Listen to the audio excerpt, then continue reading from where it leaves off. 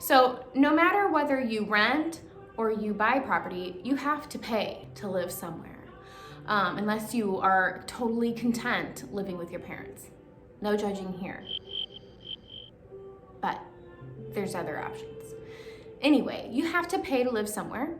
You can pay rent, or you can pay a mortgage towards a mortgage, which is paying towards your own investment. Like I said, we're in our third house now.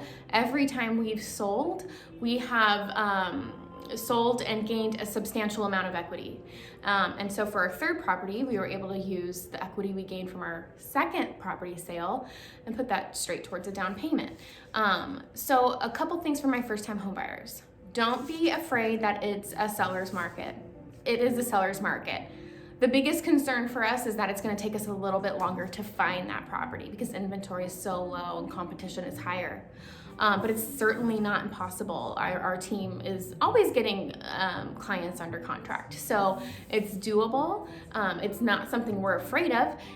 It could be a pain in the butt, but it's not impossible. So, but even with prices going up, interest rates are still so low that it's still more affordable to purchase a house now over the life of a mortgage.